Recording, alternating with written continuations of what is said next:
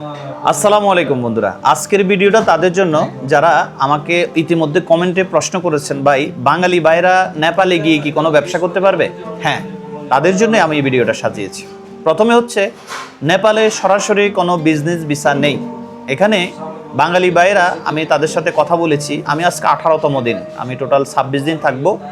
এই 18 দিনে আমি অনেক ভাইয়ের সাথে কথা বলেছি, অনেক জায়গায় ঘুরেছি, অনেক কিছু দেখেছি এবং আমার চ্যানেলে আপনারা সেই ভিডিওগুলো দেখেছেন। এখন কয়েকজনে প্রশ্ন করতেছেন যে নেপালের ব্যবসা নিয়ে আমি ভিডিও যাতে একটু করি, একটু ইনফরমেশন যাতে আপনাদেরকে দিই। তো এখানে প্রথমে সরাসরি ব্যবসার ভিসা নিয়ে আমি কাউকে আসতে দেখি নাই। প্রথমে হচ্ছে এখানে ট্যুরিস্ট হিসাবে আসে। ট্যুরিস্ট হিসাবে এসে তো অনেকে তো তার নির্দিষ্ট সময় থাকার পর সে আবার বাংলাদেশে ব্যাক করে। আবার এখানে অনেকে যাদের ভালো লাগে তো তারা এখানে ব্যবসা বাণিজ্য করতে চায়। এখানে ব্যবসা বাণিজ্য করতে হলে কিছু রুলস আছে। প্রথমে রুলস হচ্ছে, আপনি এখানে একজন উকিল ধরতে হবে। একজন উকিল ধরতে হবে, যে উকিলগুলো আপনার ইনকাম ট্যাক্স বা এই জাতীয় কাজ করে। এই জাতীয় উকিলের মাধ্যমে আপনি ব্যবসা যদি করতে হয়, একটা ট্রেড লাইসেন্স বানাতে হবে। এখানে অনেক কিছু ফরম আছে। আমি একদিন গিয়েছিলাম একজন অ্যাডভোকেটের কাছে, আমার ইউটিউবে ভিডিওটা আছে ব্যবসা সংক্রান্ত। তো এখানে সাধারণত বাঙালি ভাইরা যা করে আমি সেটা বলতেছি। বাঙালি ভাইরা বেশিরভাগ এখানে খাবার হোটেল, তারপরে থাকার হোটেল, রেস্টুরেন্ট, এই ব্যবসাগুলো করতেছে। আবার কিছু কিছু সুপার শপ আছে, এগুলো করতেছে। আর কিছু কিছু বাঙালিকে দেখলাম যে ওনারা এখানে কিছু সুইং মেশিন কিনে, ছোট ছোট যে ফ্যাক্টরি 20-25টা মেশিন কিনে তারা এখানে ফ্যাক্টরি করতেছে। যেহেতু আপনারা জানেন নেপালে কোনো ফ্যাক্টরি নেই এবং নেপালে আপনার কাপড়ের দাম অনেক বেশি। একটা গেঞ্জির দাম আপনার 1400-1500 টাকা, 2000 টাকা, 3000-4000 টাকাও আছে।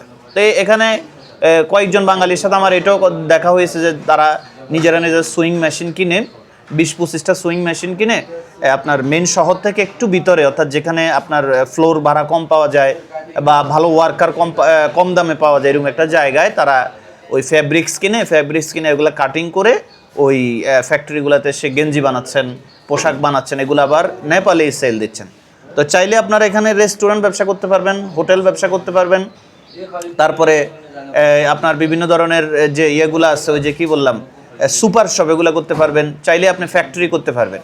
কিন্তু এখানে ট্রেন্ডিং যে ব্যবসাগুলো, ট্রেড অর্থাৎ আপনি এক্সচেঞ্জের ব্যবসা করবেন, মানি এক্সচেঞ্জ করতে পারবেন না। বাঙালিদের জন্য আবার কিছু নিষেধাজ্ঞা আছে। আউট অফ যারা নেপাল তাদের জন্য কিছু নিষেধাজ্ঞা আছে।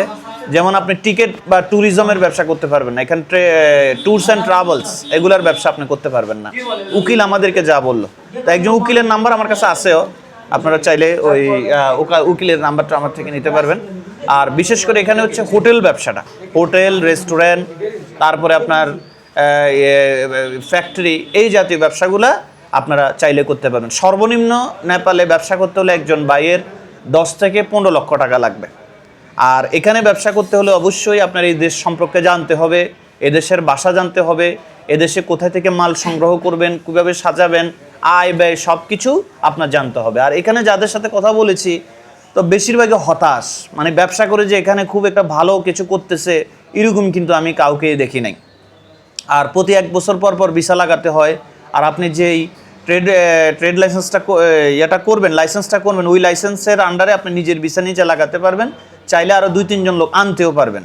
কিন্তু যতটা সহজ বাংলাদেশ থেকে মনে করা হয় বা বিভিন্ন দেশ থেকে মনে করা হয়, বা আমি নেপালে গিয়ে ব্যবসা করব, নেপালে ব্যবসার হলো আড়ত, নেপালে ব্যবসার জন্য খুব উপযুক্ত, কিন্তু এখানে আসে আমি ততটা মানে ভালো কিছু দেখতে পাচ্ছি না আর কি। কথা বুঝছেন? এখানে সবচাইতে বেশি চলতেছে আপনার রেস্টুরেন্ট। এখানে আমি আশেপাশে এখন যে জায়গায় আছি, এখানে আশেপাশে সব restaurant, Dhaka hotel, Bogura hotel, Cox's Bazar hotel, Al Madina hotel, Rupashi Bangla hotel. বাঙালিরা 80% বাঙালি হোটেল ব্যবসা করতেছে, থাকা খাওয়া এই জাতীয়। অন্যান্য ব্যবসা খুব কম দেখেছি, 2-1 জনকে দেখছি তারা ফ্যাক্টরি ব্যবসা করতেছে। তো এই জন্যই ভিডিওটা করা। একজন ভাই জানতে চেয়েছেন, ভাবলাম যে আমি এই বিষয়ের উপর একটা ভিডিও করি। তো আমার কাছে ব্যবসার জন্য এতটা এখানে তেমন একটা সুইটেবল মনে হচ্ছে না। আর যদি ক্যাপিটাল ইনভেস্ট থাকে তাহলে এখানে যদি অন্য ব্যবসা করা যায়, ডিস্কো, বারটার, এগুলো করা যায় কিনা, এখনও পর্যন্ত আমি তেমন একটা ভালোভাবে দেখি নাই কোনো বাঙালি ডিস্কো বার করছে কিনা বা কিনা, এটা আমি জানি না। তো আপনারা যদি নেপালে ব্যবসা করতে চান অবশ্যই জেনে শুনে বুঝে তারপর ইনভেস্ট করবেন। প্রয়োজন এখানে আগে ট্যুরে আসবেন, ট্যুরে আইসা দেখবেন। যেহেতু ট্যুরে আসার পরে আপনি ব্যবসাটার ভিসা লাগাবেন, সব কিছু আইসা দেখা বুঝে শুনে 10 জনের সাথে কথা বলে তারপর এখানে ইনভেস্ট করবেন। ঠিক আছে? এটা হলো আমার বিষয়। আর বেশিরভাগ বাঙালিরা কিন্তু থামেলে, কাঠমান্ডু থামেলে থাকে। এখানে আসলে আপনার কাছে মনে হবে আপনি বাংলাদেশের কোনো একটা জায়গা আসছেন, মিরপুরে আসছেন অথবা আপনার উত্তরাতে চলে আসছেন। তো আমার রিকোয়েস্ট থাকবে আমার ভিডিও দেখে আবার কেউ একেবারে উৎসাহিত হয়ে নেপালে ইনভেস্টও করতে যাবেন না। ইনভেস্ট করার আগে 100% চিন্তা ভাবনা করে তারপরে এখানে ইনভেস্ট করবেন। এখানে ভালো যেমন আছে, খারাপ দিকও তেমন আছে, ঠিক আছে? আপনি এমন আছে ব্যবসা করতে এসে এখানে বিপদে পড়ে যেতে পারেন, এই জন্য খুব সাবধান থাকবেন। আর নেপালের ব্যাপারে আর কিছু বলার না, এটা খুবই শান্তিপূর্ণ একটা দেশ, খুবই কোয়াইট একটা ডিসিপ্লিন একটা কান্ট্রি। এখানে সর্বক্ষণ আইন ব্যবস্থা, পুলিশ প্রশাসন আপনাকে সহযোগিতা করবে। আপনি লিগেল থাকতে হবে, সব কিছু তাদের রুলস আছে, গভর্নমেন্ট রুলস, ওই রুলস অনুযায়ী আপনি করতে পারবেন। আর দ্বিতীয় হলো একজন ট্যুরিস্ট, তিনি জীবনে একবার অর্থাৎ প্রতি বছরে একবার নেপালে ফ্রিতে ঢুকতে পারবেন, 1 মাস কোনো ভিসা লাগবে না। এরপর যদি আপনার থাকতে হয় দৈনিক $3 করে করে আপনাকে, এভাবে আপনি 5 মাস পর্যন্ত একজন ট্যুরিস্ট থাকতে পারবেন। 5 মাসের বেশি কোনো ট্যুরিস্ট থাকতে পারবে না। এরপর আপনাকে কোনো বিজনেস ভিসা লাগাইতে হবে, বাকি যেটা বললাম আর কি, বা ব্যবসা বাণিজ্য থাকতে হবে। তো ব্যবসা বাণিজ্য করার আগে এদেশের যারা ওকালতি করেন, উকিল আছেন, অ্যাডভোকেট আছেন, তাদের সাথে পরামর্শ করে আপনি নিজে দেখে বুঝে এসে তারপর এখানে ইনভেস্ট করবেন, এর আগে নয়। তো এইটুকুই, আর কোনো ইনফরমেশন আমার জানা নাই, বা এর থেকে বেশি কিছু যদি কেউ জানেন তাহলে আমাকে পরামর্শ দিবেন। ভালো থাকবেন। দেখি যদি আমি আরও বিস্তারিত জানতে পারি এই ব্যবসার উপরে, আমি আরও একটা ব্লগ আপনাদেরকে উপহার দেওয়ার চেষ্টা করবো। আজকে পর্যন্তই, ভালো থাকবেন সকলে। আল্লাহ হাফেজ, আসসালামু আলাইকুম।